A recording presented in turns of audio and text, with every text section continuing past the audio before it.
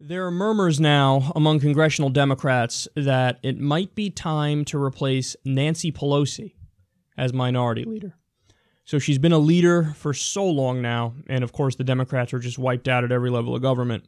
But in the article in Politico about this, Nancy has a quote that is actually stunningly honest. And it just kind of slipped through the cracks here. I don't think she realized what she was saying, but it's incredibly, incredibly revealing. So listen to what she said in a press conference about, other Democrats who kind of want her to step aside now. Listen to this. I am a master legislator. By the way, for most of this quote, she just sounds like Trump. In fact, I'm going to read it in a Trump voice so you get that effect. I'm a master legislator. I am a strategic, politically astute leader. My leadership is recognized by many around the country. That is why I am able to attract the financial support that I do, which is essential to our election, I am sad to say. Wait. Say that again? Okay, now I'll read it normal for you. I am a master legislator. I am a strategic, politically astute leader. My leadership is recognized by many around the country. That is why I am able to attract the financial support that I do, which is essential to our election, I am sad to say. She's bragging about how she gets financial support, which help elect Democrats, and then at the end she says, I'm sad to say. It's the financial support is essential to winning, I am sad to say. Why are you sad to say? What's sad about that? Deep down, she knows. She knows. Hey, look, I'm a giant corporate sellout. I'm able to attract the financial support that I do from corporations, from PACs, from billionaires, which is essential to our election. We need the money to win. What are we going to do? I am sad to say. In other words, okay, yeah, I get it. The real progressive position is we want to get money out of the system. We want to have clean elections. We don't want to have legalized bribery. But in this system of legalized bribery, I get a lot of financial support, and it's essential to our election, I'm sad to say. Damn, Nancy Pelosi knows deep down that she's a joke of a person and she's a giant corporate puppet. But Nancy, I have horrible, horrible news for you. It actually is not essential to our election. It is not at all. In fact, it's at the point now where taking that money is a detriment. Look, there is a time where I would have said, and I did say in the past, you can't just disarm across the board, let the Republicans raise all the money, and then the Democrats just get crushed because they don't raise any money. Unfortunately, this is the system. We should change the system, but while this is the system, we have to opt into the rules that we have now and play by the rules. But no, Bernie Sanders came along and proved the exact opposite.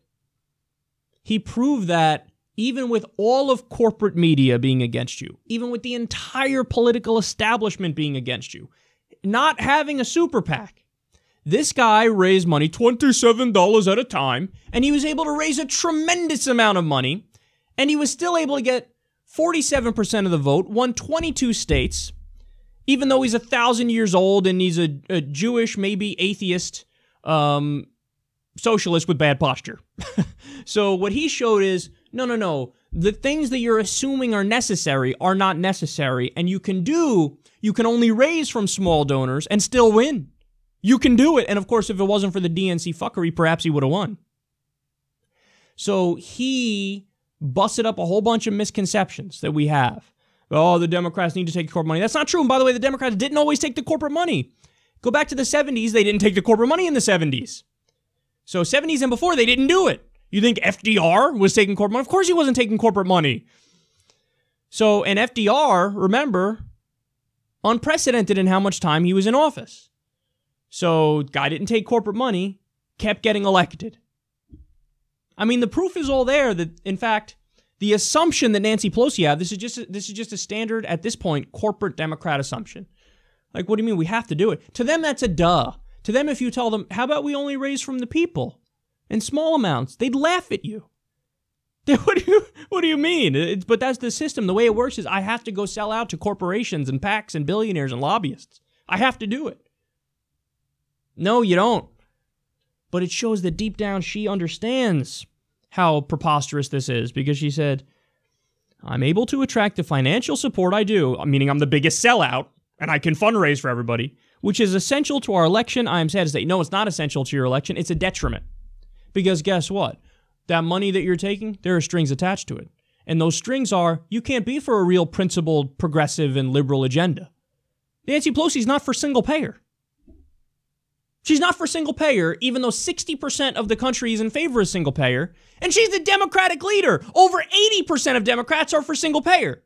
But you're not for what over 80% of your party's for?